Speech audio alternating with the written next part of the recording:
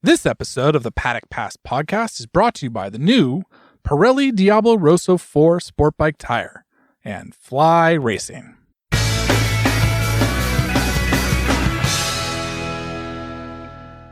Hello and welcome to the Paddock Pass podcast presented by Fly Racing and Renthal Street Grips.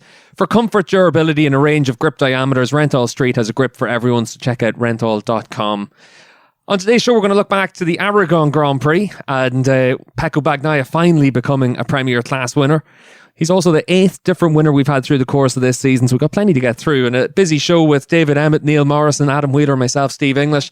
Adam, you're one of the men on the move this week, and we've got to keep it short and sweet just because you're a busy man. Yeah, sorry for the quality of the audio, Steve. I'm actually holed up is probably the wrong description, but I'm in a very nice hotel in the centre of Rome for a special KTM press conference event. I guess this is going out after the fact. So it's, Tony Cairoli, the second best MXGP racer, of the modern era, of the history of the sport, in fact, announcing his transition from full-time racer into more of an ambassador role. In fact, for the KTM group in the coming years. So, I'm holding the mic and doing press conference duties here. So, such is the small variety in the media landscape world of work these days. If Cairoli is number 2, who's number 1? Stefan Everts. On 101 Grand Prix wins and 10 World Championships, Cairoli has 93 Grand Prix wins. So he's still going.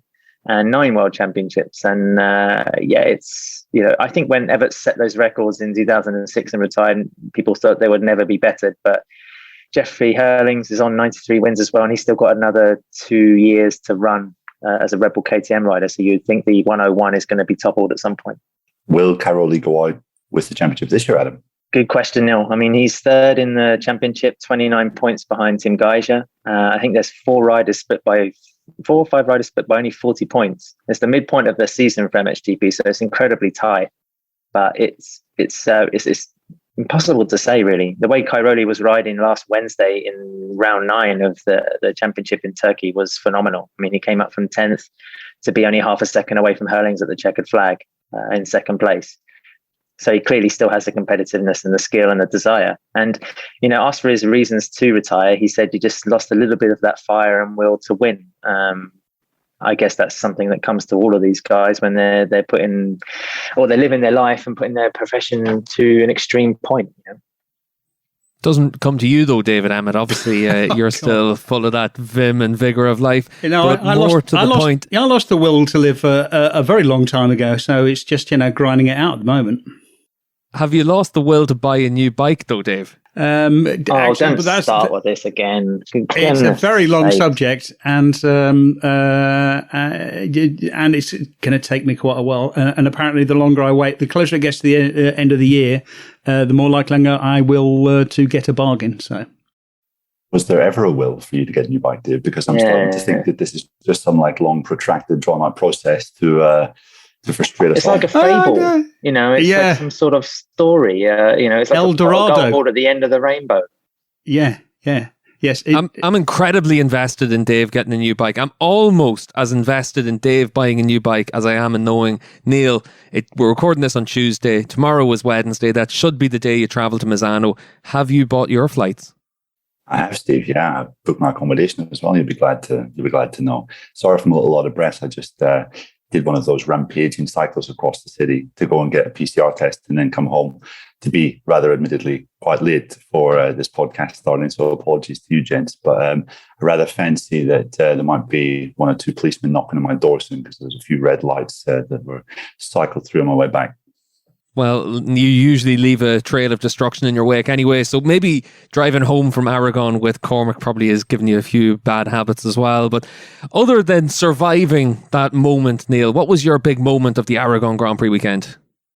Well, I think that it was quite clear to anyone watching that the Moto2 race was probably the most boring of the weekend. I mean, the other 2, Moto3, MotoGP, were sensational, delivered with bags of entertainment and excitement and surprise. But I guess just the fact that we still have a Moto2 title race was probably my moment of the weekend. Ralph Hernandez, when he broke the metacarpal bone in his right hand prior to the Aragon race. I mean, I think I wasn't alone in thinking that, okay, that's the championship fight over. Remy Gardner has got this in the bag now, and he can almost start dreaming of the ways in which he's going to win it before the end of the season. But Fernandez is astonishing ride to not just make the race, but to win it. Still keeps it somewhat alive, and it was just another example of why he is something really quite special, and why 3 MotoGP factories were all vying for his signature for next year. It's just a shame that because you could see how much effort he put into that win. It's just a shame that his sunglasses sponsorship means that he had to keep those massive shades on, because if ever there was a moment that when he wanted to see his face and the pain and the suffering and the emotion, it was in Parc Ferme after that just an amazing ride. Well, I have to say one thing. We did actually see a picture of Neil's mum wearing similar sunglasses, and she's the only person I've seen that's been able to pull off that look. And my moment of the weekend was actually when Susan Morrison showed up on the TV screens, and I turned to my sister and I said, "Claire, that's Neil's mum," and she said, "Oh, isn't she very glamorous? How did Neil turn out to be such a big hipster?" So for me, that was easily my moment of the weekend. What about you, though, Ad? Steve, you're just inviting all sorts of questions now. You just thrown my mindset completely for the pod. My moment of the weekend, obviously, the last 2 to 3 laps of MotoGP. It's not often we see somebody go toe-to-toe with Marc Marquez like that. And so full respect to Pecco Bagnaia for his replies. I think it was 7 or 8 position changes in the last 2 laps. Not really wanting to give in. Anybody, I think, just from a mental aspect, seeing the Repsol Honda pushing up on the inside or hovering around the outside of a turn might buckle slightly, especially a rider who's still relatively new to the class and hasn't bagged yet his first Grand Prix win. So to get the job done, was particularly admirable, I felt. And it reminded me of a couple of duels that we've seen with Marquez and other riders over the years. I mean, if you think of Jorge Lorenzo at Mugello, but Valentino Rossi at Assen, of course, and they always haven't ended so well, those kind of feisty, face-offs with Marc. And it was all kind of clean and exciting, and it kind of took a very staid, slow-burning race into a thrilling climax. I thought it wasn't the best race of the year, but it certainly was the best finale, if you like. Yeah, it's hard to argue with that, Ad, and obviously we're going to talk about that in a lot more detail in the rest of the show. But David, what about you? What was your big moment of the weekend?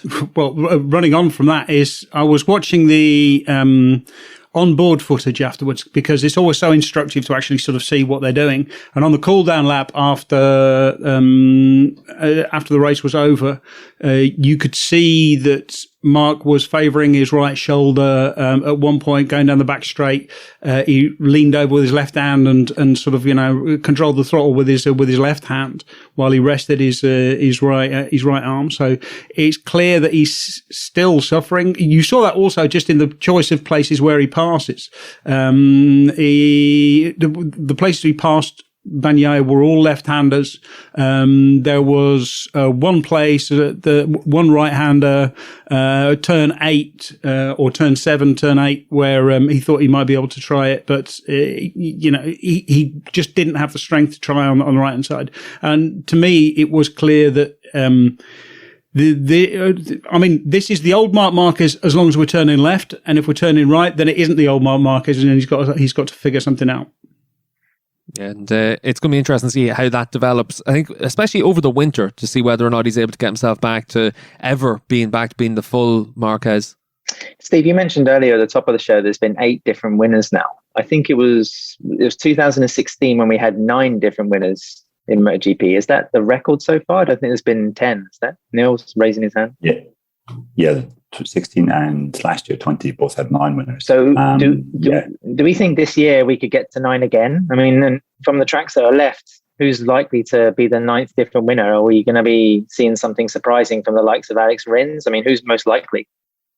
You'd have to say Zarco is still a contender to win races. Obviously, he's gone off the boil over the last while, but you'd imagine he's going to get a chance, and we still haven't seen Rins win a race or Mir win a race. Yeah, Mir, surely you would say, would probably be the best bet. But yeah, any of those 3 are all possible. race winners. So we could see maybe 9 or even 10. Yeah, it would be a decent shout to say that there could be 2 more Suzuki winners. Valencia, Portimao, Rins, Mir could easily happen. And just a point on that. 2020 we had 9 winners. This year we've had 8 so far. So that's 3 times in the last 6 years we've had at least 8 winners, different winners across the season, and that only happened once before in the entire history of the 500 MotoGP Championship prior to 2016. So the spec software, the Michelin's coming in 16 isn't just producing close racing, but unparalleled variety as well. Neil, you've partially redeemed your lateness. You keep up this run of form with the stats, and then all will be good again. I think he's going to need more than that, Ad. He might need to do the coffee run whenever you get to Misano as well. But Neil, I'm going to start off with you. What was your big topic from the weekend, your big talking point from the Aragon Grand Prix? Well, Steve, I'm going to start with the very obvious one, and that is Pecco Bagnaia, because Adam and David kind of mentioned that thrilling late battle with Marc Marquez as their moments of the weekend, and I think Pecco finally delivered. There's been a few moments this year where he's shown potential, and we've thought maybe this could be his weekend. You could even look back to last year as well. He was leading the Emilia-Romagna Grand Prix quite comfortably before he crashed out. And then obviously he was leading the Italian Grand Prix this year at Mugello when he crashed out of the lead. So this has definitely been on the cards. He's been threatening to do it. And I think it was possibly the venue that came as a surprise, but also the fact that he did stand up to Marc as strongly as he did, which made this, it wasn't just a guy winning his first race. It was actually in really, really special circumstances. Marc has won the 4 previous occasions that he's raced at Aragon. It's an anti-clockwise track, which we all know he favours his current physical condition. But the manner in which Pecco stayed calm, stayed cool, completely didn't get flustered whenever Marquez was launching attack after attack, especially on the last lap. It was a real classy ride, and one that really singled them out, I think, as this being the first of, has to be the first of many, you would say. Yeah, and Adam, you obviously picked the Marquez-Bagnaia fight as your moment of the weekend, but what was it that you were really impressed with by Pecco at the end of it? Because his ability to keep a cool head when Marc is just diving him at almost any opportunity. And I thought for Pecco, he was very smart about knowing where the strength of his bike was. I think there's much to like about Pecco. He's a fiery character. We've seen from his Moto2 Championship campaign that he has, the guile as well as the character to really put the bike, or to construct a campaign that, is required at that kind of level. He's finished, while Neil was talking there, I kind of cheated and just looked on MotoGP.com, and he's actually totaled 5 podiums now for the season in his 3rd year in the Premier Class. 3 of those have been runner-up places. So he's, I think, hovered on the edge of being the nearly man for a while with the factory bike. And Dave and I touched on this in the Paddock Notes show about being an Italian for the factory Premier motorcycling team from Italy, the pressure that entails. And we're also a little puzzled why, some of the Italian media are not kind of, revering Bagnaia a little bit more. Of course, everybody's, swooning over Valentino Rossi in his last season. But, you have plenty of other riders to take attention away from Pecco. But I think the position he's in invites scrutiny, invites a microscope, but he's delivering the goods so far. And Dave, obviously for episode 192 of the Paddock Pass podcast, just as one of our pre-season shows, we did an interview with Pecco. We sat down with him to get his thoughts, and I remember in the build up to the last few rounds, we've chatted quite a bit on the podcast about who's Ducati's top rider. Pecco's firmly established himself in that position now with his consistency, because as good as Zarco and Miller are and Jorge Martin has been, it has been those inconsistencies that's kind of derailed some of their challenge, whereas Pecco throughout most of the season has been very consistent. Yeah, well, he's second in the championship, so and he only really had a really bad race in Silverstone because he had a Duff tyre. So he's definitely established himself. For me, what really impressed me about Pecco was just the calmness. Just he had a plan for everything. He knew Mark was coming.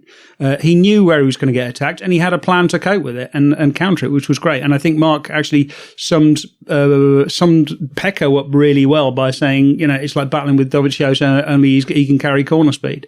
So yeah, he was incredibly strong on the brakes. Again, watching the helicopter, you can really see how strong that the Ducati is on the brakes, because you would see Mark coming up to make a pass, but he just simply couldn't brake as late as Pecco did. But that Ducati in the shape that he was in is outstanding, and the whole team did a good job as well, because Pecco said basically he got off the bike in FP1 and said, "Don't touch it, it's fine, it's great, we'll manage." And then he spent FP4 16 laps in a row, just working on race pace, just working on riding consistently, which was perfect preparation for leading from the front, because he knew what he had to do. He turned up with a plan and he executed it, and he didn't get derailed from his plan. And that to me, under pressure, so calm, so composed, that really, really impressed me. I think there was also some pressure there, Dale. Sorry, Neil. There was also some pressure there because, in the Styria, the team, they had one good result, of course, but then was in 11th position. And then, of course, in Silverstone, like you said, there was the tyre issues. That was 14th. It seemed like the form was wavering. It was like swinging from extremes. So I think there was question marks over Bagnaia and whether he actually had the mettle to bring that victory and that or hike the level of form to a different plane, and he managed it. I think there's been a couple of signs that he is on his way to becoming, one of the best riders in MotoGP all year. Sachsenring and Aston are widely regarded as two of Ducati's worst tracks in the calendar, yet I was quite impressed with just how he rode in both of those instances in Germany. I mean, he was really focused on the last 3 or 4 laps and was outside the top 10, I think, at the start of the race. And you thought this is going to be a disaster, but managed to come up, build his way through the field. And I think he finished inside the top 6, maybe took Miller on the final lap. And then Aston, he was the only guy that was able to even attempt to live with Quartararo in the first part of that race. He did an amazing kind of defensive riding job until he got along that penalty, and then he had to drop back a little bit. But I think it was also impressive because he said after the race, I've never really won a race like this before, apart from, I think it was maybe the race in Austria when he won his Moto2 championship with Oliveira. He's not a guy that has won or emerged victorious in these kind of really intense battles right at the end of the race. When he won in Moto2, it was usually by breaking clear at the start and kind of holding a decent advantage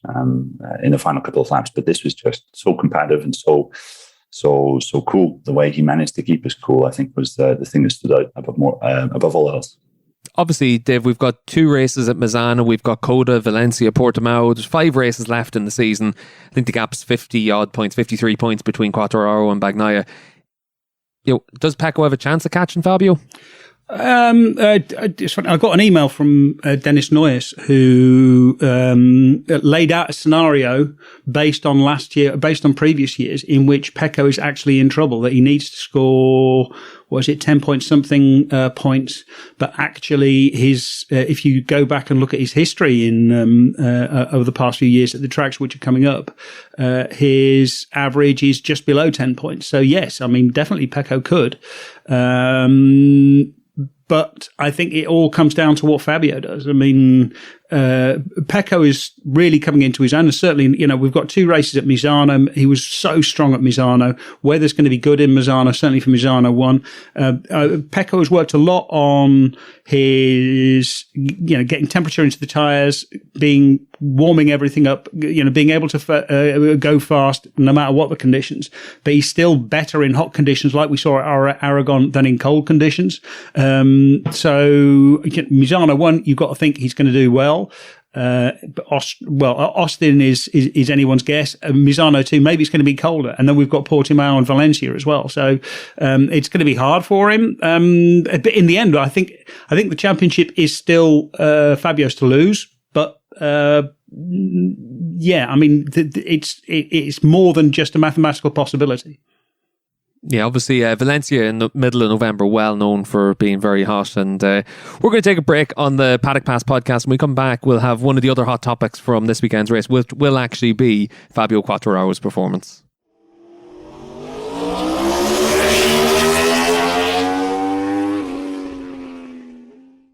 The Pirelli Diablo Rosso 4 is the newest addition to the popular Diablo Rosso family and is specifically designed for sport bike, hypernaked, and crossover motorcycles. Giving riders a superior level of grip, the Pirelli Diablo Rosso 4 gives precise feedback and control in both wet and dry conditions, raising the benchmark for high-performance sport tires on the road. Available in a wide range of sizes, the Pirelli Diablo Rosso 4 is the culmination of nearly 20 years of testing and R&D in the factory, on the roads, and on the track with World Superbike. Visit your local dealer or online retailer and pick up a set today. David, I mentioned there that we were going to talk about Fabio Quartararo's chances. This was actually one of your big topics from this weekend, Fabio's performance in Aragon.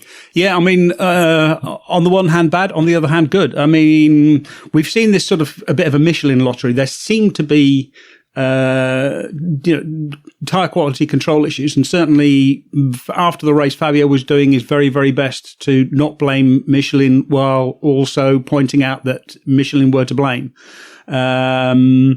But I mean, he right from the start, he got a terrible start, wheelied off the line, went backwards through the first part of the race, but fought his way back through to get eighth position, which is a decent result under the conditions. He said that was his.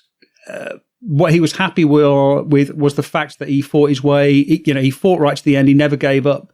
In the end, he actually gets away with a lot. He gets away having, sure, he lost, something like 12 points of his advantage. But again, Pecco Bagnaia wins, taking points from Joan Mir. And so here, Fabio is not losing out to other people. And I think Fabio's best chance of retaining the championship is the fact that there are so many other people who are competitive that they're all taking points off of each other. If you look at who might win, the next few races, who might be on the podium. Sure. Pecco might win at Misano. You might see a Yamaha win at Misano. You might see Suzuki's win at Misano. You might see KTM win in Portugal. There are so many combinations of points being taken that if Quartararo can just keep this run of being as close to the podium as possible, he can still keep his championship. And I think we keep saying you win your championships on your bad days by minimizing damage, and that's absolutely what happened this race. It's a great point, Dave. I mean, I think in the post-race debrief by Fabio, it's quite curious actually to watch his reactions to the race. It was a mixture of confusion, pragmatism, acceptance, and of course frustration. And I think it showed great maturity on his part, really, to say that it was a race where he rode for the title. Essentially, he didn't make many mistakes, he didn't take any big risks. He accepted the situation, and he said he was happy because he was able to fight for what was on the table at that particular Grand Prix. So I think it was a statement where Quartararo was saying, I'm in championship mode now. I'm going to really assess the situation, the circumstances, and try to bring this thing home.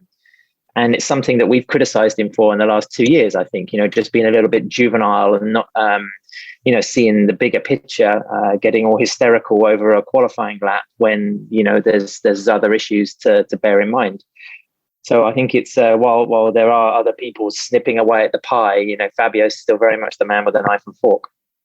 He also, as you say, Adam, he also finished at the front of his group. So, he gave up what he had to. He knew there was no point trying to stay with people if he was just going to crash.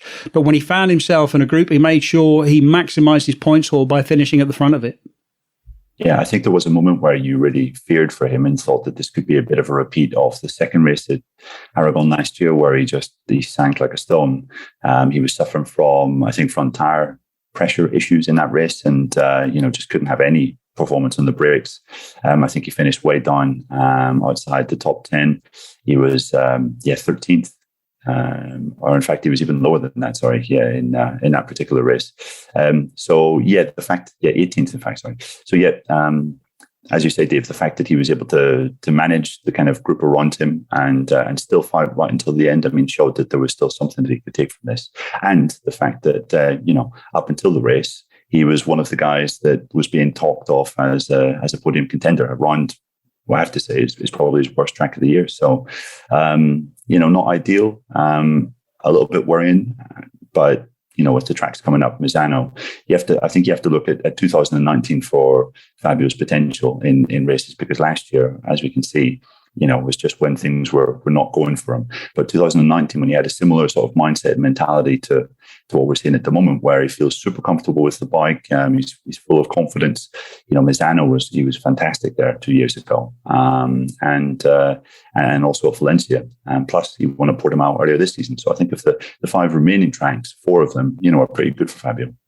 Yeah, what this race also showed, like, the reason why Fabio Quartararo was the lead rider at Yamaha when Maverick Vinales was there, because everything went wrong. Everything was perfect. Everything it went wrong during the race, but he didn't panic. He regrouped. He kept his pace. The plan A didn't work out, so he switched to plan B, and he still came away with a big points haul. Maverick Vinales would have, exploded, and that's why I think that's what gives Fabio his best chance of the championship, just because he can stay calm. Dave, you commented on previous podcasts about Fabio making the most of that little isolated bubble at Yamaha, where he's kind of, protected himself from all the upheaval and the chaos that's going on around him. In Misano, he could have Franco Morbidelli coming into the setup. I mean, Cal Crutchlow, by all accounts, has done his last race for the factory team. How do we see that potentially changing anything? Or is it gonna be business as usual? I mean, he has the advantage that he's raced 2 seasons with Franco already, so it's not like a completely different character coming into the setup, but it could still be a distraction. No, I mean, when they were there, when they were teammates, especially last year, Fabio just got on and did his own thing. Sometimes the frustration of the team, where they wanted, them to actually listen to the team. They wanted Fabio to listen to the team. I think at Misano, if Frankie comes back, then obviously there's going to be lots of attention on Frankie, which again takes some of the pressure off of Quartararo. After that is when once we get sort of stability and structure back, where that's when I think it could get a little bit more difficult. But then, Franco, if he's coming back off of this ACL surgery, he's not going to be anywhere near full fitness for a while yet. So he's likely to struggle for a few races. And so, again, Franco becomes a bit of an irrelevance. And Fabio can just focus on doing what he needs to do in every race that he takes. As long as he doesn't lose too many points in each race, every race he takes a big step closer to the championship, and it gets easier. Neil, can you imagine a situation where in your life Franco is a bit irrelevant? Not a chance. Not a chance. Especially when you've seen him post-surgery with those cornrows. I mean, the guy, he can do no wrong. I mean, if he shows up to a MotoGP race with cornrows, I mean, you can finish outside of the points and I'll still be picking him as my big winner of the weekend. Alvaro Bautista showed up to World Superbike race with cornrows. He didn't receive this reaction. Yeah, it's Alvaro Bautista, though. There's a difference. Well, yeah, there is a difference. One of them's got his factory seat confirmed for next year. What's going on with that factory seat for Yamaha yet, Neil? Any word? I don't think there's been any. Has it been confirmed? I think there has been confirmation. I mean, Lynn confirmed to our dear friend Mr. David Emmett a few weeks ago that Frankie would be stepping up to the Yamaha team next year. I'm not sure if there's been a press release yet, but I mean, Lynn has pretty much all but confirmed it. So. Yeah, and also Steve, the difference between the two is one is a cool dude and one isn't. And I mean, Alvaro's kind of married a former Monster girl, so I think he's used up most of his luck in life, really. Well, I'll tell you what, Adam, let's move on from bashing World Superbike riders to what's your big topic of the weekend? I want to choose something different, actually, to get a couple of opinions from you guys, because maybe I'm a little bit late to the program, but I enjoyed watching the Formula One helmet cam that they've kind of innovated. Fernando Alonso was running at Spa, of all places. I mean, what a sight to get a full appreciation of that technology. I was reading a little bit about it, and basically, for those listening who haven't seen it or heard about it, it's a small, tiny camera inserted into the side of a helmet it's a project run in coordination with Bell, which I think most of the drivers use in Formula One, that particular manufacturer. And it's a small camera that's inserted in the padding next to the driver's eyes, the temple padding section of the helmet. And it brings a perspective, I think, of the racing and the cars that's kind of brand new. And it kind of shows a dynamicism of F1 that, people can fully appreciate, because one of my biggest criticisms now of Formula One, sorry, Dave, to harp on, because I know it's not a particularly desirable subject to talk about, it's just how it's very robotic. We don't get a full appreciation for what these guys are doing, aside from a few expletives on the radio systems. So to see that kind of perspective, I thought was something very fresh. And it made me think a little bit about what we see in MotoGP, where we've had gyro cams, we've had forward-facing cams, we've had rear-facing. I mean, I think one of the most dramatic perspectives we've had in recent years has been the rear-facing camera from the dash, especially at places like Qatar, where the lighting and the riders using obviously clear visors, you get a full appreciation of the stresses and the speed of that vast straight at Losail. Their kind of reactions. It's very revealing. Of course, where you can appreciate a rider's body language in MotoGP, but then you have, almost like a little further piece of insight as to, the demands of that sport at 350k in Qatar. So I just wondered, what's MotoGP going to do next? They're showing heart rate of riders. I think Pecco Bagnaia was up to like 170 beats per minute while he was trying to fend off Marc Marquez in Aragon. This system is FIA approved by all accounts in Formula One. And it's been, 30, 40 years since MotoGP had their first onboard camera at Assen, when Randy Mamola carried this huge chunky thing, that would probably struggle to fit in most people's hand luggage on a flight these days. I think for some years now, MotoGP has been pioneers in onboard, film or camera technology, and showing viewers exactly what is going on with, the like I said, the stresses of motorcycle racing. But if you see the likes of, I think if you Google or look in YouTube, the video from Peter Hickman around the TT, where I think he's using a GoPro on his helmet, the perspective there is startling. I'm just wondering whether, we're going to see some new technology or see some kind of vision from Dorna to show us a bit more about what MotoGP is about. Yeah, Hickey on the BMW HP4 was a promo thing for a magazine, and he went out, did a lap and covered the bike in GoPros, had it on his helmet as well, a little chin cam. And what's interesting for me with the Formula One side of it is actually that IndyCar brought this in about 3 years ago, and they were really the ones that innovated it with their visor cam. It's actually, for them, it's in the middle of the helmet as well, so you get a much better perspective rather than off to one side like it is in the F1 camera. But as usual with F1, they do a great job of taking someone else's idea, pushing it forward, and then making it seem that they were the ones that were innovative in the first place. Dave, I can see from your reaction, obviously, you're not really willing to talk about F1 just because of what happened to Max Verstappen at the weekend, and your inner Dutchman is just like, move on. Nothing happened at the weekend. Don't be talking about that. But what's your thoughts on the helmet cam, Dave? I saw it. What I liked about it was you get a real sort of perspective. Also, you can see where they're looking. The difference between the helmet cam and the forward-facing cam on the bike is you can see where the driver was actually looking. That I found was really interesting.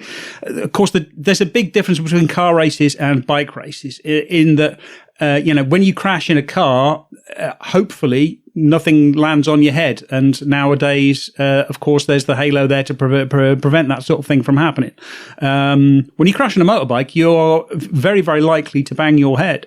And certainly the thing that I've always understood is that if you attach something to a helmet, something hard and sharp to a helmet, and you crash, there is a non-zero chance that hard and sharp thing will enter your brain. I'm always amazed that in MXGP, I know a lot of riders ride with GoPros sort of attached to the top of their helmets.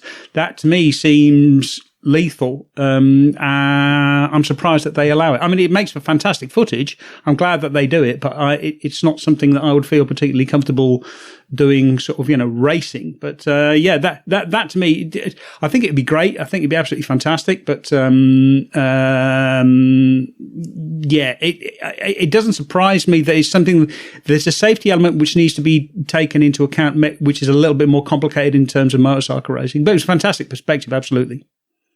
Neil, what about you? I think I saw recently Surti Sendra, who is Dorna's chief TV director and has basically been part of Dorna since 1992, the very beginning, involved in their TV production. He was saying recently that they've actually tried to do a similar type of thing, but with a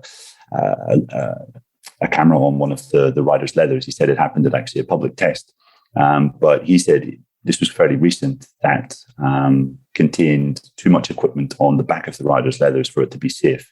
So he said it's still about the technology and about finding a way to keep basically the camera and the necessary equipment attached to the helmet or the rider to a minimum. And it's not quite at that level yet. So I think it's something that is under consideration, and maybe they're trying to find ways to do this. But as Dave said, there's just quite a bit of difference with car racing and bike racing, and the element of safety is always going to be the biggest thing. You'd think that maybe with the hump on the back of the rider's leathers, that would be a space to, insert some kind of sensor. And actually the driver eye, I think they call it in Formula One, weighs 2.5 grams. I mean, it's next to nothing. You just think with the advances in technology, it's going to be something that's popping up. And like Dave said, I think the phase of GoPros in MXGP and especially Supercross has very much passed. I mean, riders in the past had to sign a waiver, acknowledging they're using something that affects the inherent safety aspects of their helmets. So it's something that's fading away. But with technology coming up, I mean, for me, still the definitive onboard lap in Formula One is something like in Senna at Monaco, with a camera attached to the side of the car. You're on the right hand side. You can see him changing gear. He's trying to go through Casino Square with one hand on the wheel while he's changing gear. I mean, it's aggressive. It's kind of almost poetic in the kind of violence and the reactions of the car and what he's having to manage. I mean, if stuff like that can live in your memory and still amaze you, I think 30 years on, it's that says a lot for the quality of the images. And it's the same for this Hickman video around doing the TT lap. I mean, something like that was absolutely staggering. I haven't seen anything quite so vivid for quite some time. Yeah, what I think is quite interesting is obviously when you look back at those Senna videos, you always think about how involved the driver was in taking command of the situation, and it was much more physical looking. Whereas now, whenever you look at the F1 videos, it's all about turning dials and different things on the wheel, pressing buttons, and it shows the change that we've had. And that's where it's quite significant to look at something like this, because obviously it's a very visceral video, but when you look at the dashboard, you're able to see the changes they make to the diff, lots of different things that happen during the course of a lap. And that's where I think MotoGP in particular could be quite interesting, because obviously riders don't make changes on the run into each corner, but we do tend to see it where they do make a lot of changes. And then with the shapeshifter now, you could potentially see that being enacted as well. So that would give a really good indication of just how much work a MotoGP rider has to do as well. I think it would be really good for that aspect as well, Steve, because I think one comment or something that you see regularly on maybe Twitter or on message boards or in the comment section underneath articles when riders are talking about the electronics, and this has basically been a thing, I think, since electronics became a kind of fundamental part of the sport in the mid-2000s, is that, MotoGP bikes are easy to ride, and that they can kind of cover up your mistakes. And to an extent, electronics do help with that. Obviously, the cold rider aids for a reason. But there was another great example of kind of helmet video. Glenn Irwin, I think, was riding around Alton Park. I think that was maybe at a British White test. And Honda UK did a really interesting onboard video there. And when you watch that, you thought, my God, like there's just so much going on here. It's not just about holding the throttle, braking. It's just so much about body position, how scary it is, how fast it is, how dangerous it is. You can almost feel the rider getting buffeted about by the wind. So I think it would be a fantastic thing to see, and it would really go to show that there is a hell of a lot of stuff going on here. And it's not just about switching the throttle and kind of putting your knee to the left or the right. There is a lot more going on. So, fingers crossed in the next couple of years, we'll be able to see something similar to the helmet cam that we saw at Spa. I mean, the amount of information that's shown, it's a good point, actually, because we're talking about a sport where on Sunday morning for the paddock walk, where they let a certain amount of guests go into the pit lane, the manufacturers turn their bikes at a certain angle, so photographers can't take square on images of the motorcycles and therefore give them to rival manufacturers to actually physically measure the dimensions of a bike. So how are manufacturers going to feel about potential TV footage where somebody's going through the mechanisms of a ride height device, or they're having images thrown up on the dash, which, if you've been to a pit box, the teams will not activate or start the bike to be able to show really what's coming up on the dash, because it's this confidential, it's sensitive information. So it's another potential can of worms there. But I'd like to see some more innovation, even though we've had loads and we are quite spoiled, especially through the MotoGP.com TV cast app. We probably got the title wrong there. We're treated to many different angles of MotoGP, but let's see something new. I think what's going to be interesting, and it follows on a bit from what Neil was saying about the safety element. I think we'll end up potentially having a lot of these where there'll be recorded devices and then you upload them afterwards to show. And I think that's kind of probably what could be applicable. And I think it's always worth keeping an eye on Nicola Canepa's YouTube page, because he always does an onboard lap of every round of the Endurance World Championship anytime he does a test, and he does them with a whole host of different cameras, so always a good perspective from Nico on that. We're going to take a break on the Paddock Pass podcast, but when we come back after the break, we're going to talk winners and losers from the Aragon Grand Prix.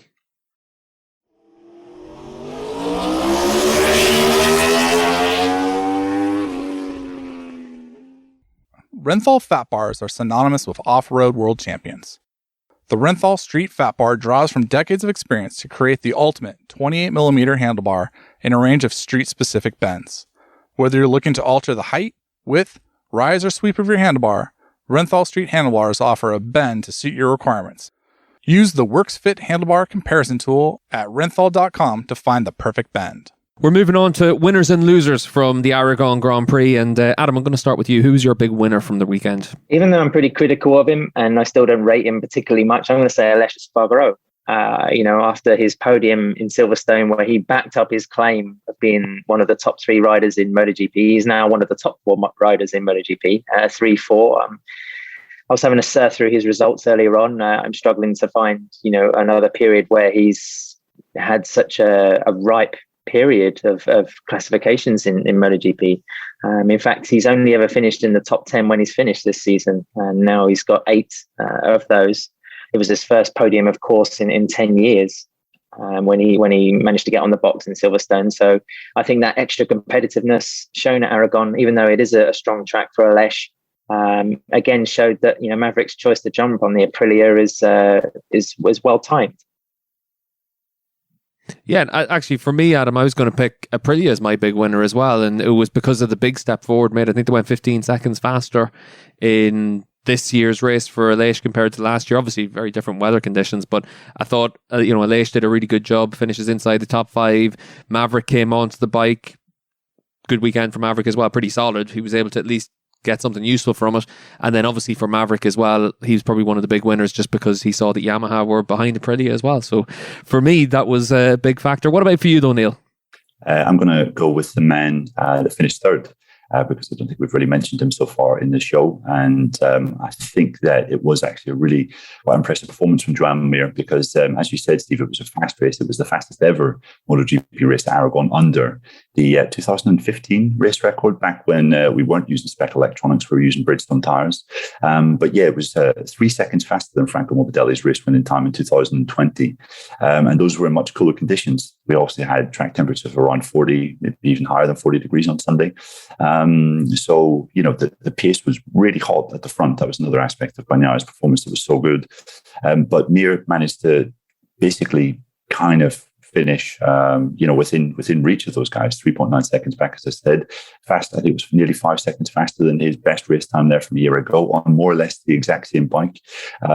He is riding a bike that hasn't really received much development in the past year. He wasn't using his shapeshifter device either at Aragon because he felt that it still isn't giving him the right feeling when he tries to disengage it on the brakes. So with that in mind, he's given quite a lot away.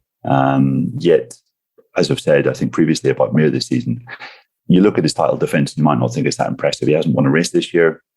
He's lagging a little bit behind in the championship, but I still think there's a lot to admire there. He has not let his head go down once. There's been a lot of times where he's been very, very frustrated with the qualifying performance on Saturday, yet once again, he comes through and gets the best possible result that he could on a Sunday from that qualifying position.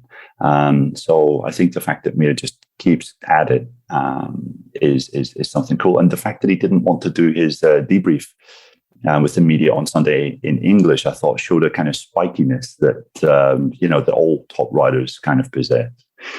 Mir basically just to expand on that, Suzuki put on an extra debrief, even though he was in the post-race press conference. He was speaking in a private debrief for the media afterwards, and because he wasn't asked any questions, I believe, Dave, am I right? I think he was asked like one question, that was all, but it was all Pecco and Mark.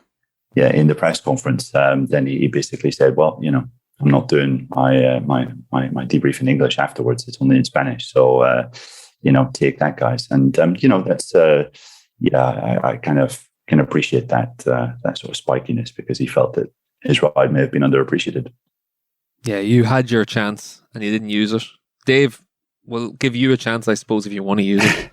Yeah, I mean, if it was up to me, if I was a press officer, I would never let my riders speak to a journalist ever. For me, the winner has to be Ducati.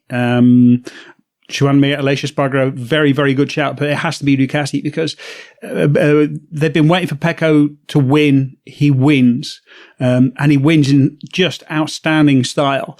They get 4 riders in the top in the top 9. They get both their riders in the top 5. They take over the Constructors' Championship. They take over the Team Championship, and with Bagnaia in this form. And, just look at their lineup. It's looking stronger and stronger. I think they are really endangering Yamaha's chance of winning the Triple Crown. I think there's a very good chance that Fabio will win the Riders' title, but Ducati could easily win the Constructors and Teams. The bike is good. Just watching the onboard, because we got a really good close-up look of what the strengths and weakness of that bike was, and you could see it's a really, really good bike. It turns now, not like a Yamaha, not like a Suzuki, but it turns. That makes a huge difference. Or perhaps it's Pecco who can make it turn. They come away having established themselves as really, really competitive. And obviously, when you've got winners, you've got losers. So I'm going to start off with actually yourself this time, David. Who was your big loser from the weekend? Well, my big loser was Pol Espargaro, who I think finished 13th. He comes away from Silverstone, where he was sort of surfing a wave. Poland 5th, I think. And then he just has a completely anonymous, dismal weekend. He looked his usual just distraught self after the race, didn't want to be there, couldn't do anything with the bike. He basically says when there's no grip or if it's hot, then no rear grip, can't be competitive, game over. The problem for Pol is that his teammate very nearly won the race. So rear grip isn't that much of a problem. But Dave, the most important thing is that Pol is 14th in the championship, which might not put a smile on his face, but he is 9 points ahead of Alex Marquez, which means €10 is almost in my pocket from Cormac GP. So this is the priority. And I've had a word with Pol. We're fully aligned on this target. So don't be fooled. Is he paying it out of his own pocket then? Is he offered to pay this €10 out of his own pocket? Well, no, it'd be a win. It's a win situation. All he has to do is beat Alex. So you're sharing it 50-50? Well, I don't know about 50-50. I mean, he's doing the work, but I had the shrewdness to say he'll be better than Alex this year. So there we go. Obviously, money earned is never as sweet as money won. And Neil, you're always earning a good bit of money, but who was your loser from the weekend? My loser for the weekend, Steve, has to be Johan Zarco. 17th, never really in the reckoning.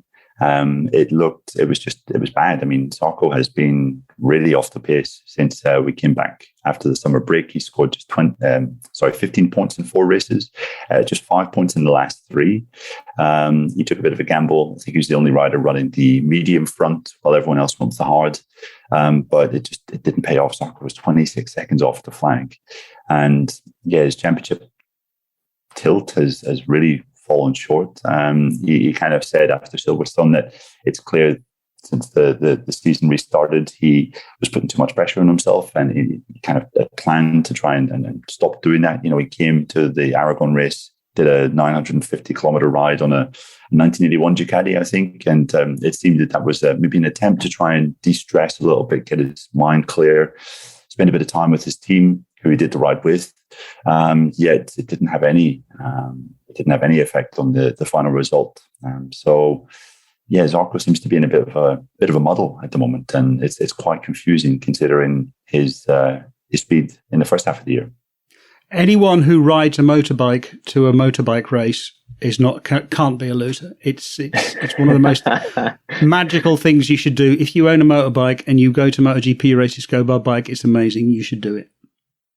Is it enough though to make David buy a new bike? It is. I'm actually thinking, one of the reasons I'm thinking about buying a new bike is, I could maybe get to more races on it, but we'll see. Really, what I need is for someone to give me a motorbike and pay for all of my accommodation, but that's not going to happen in a hurry.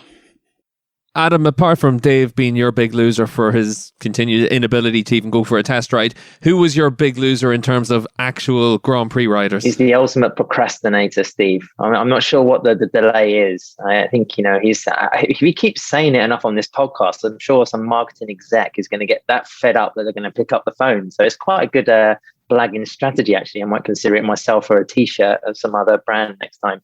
If you're calling Dave the ultimate procrastinator on the same call that I'm in, I feel really honoured, Ed. Really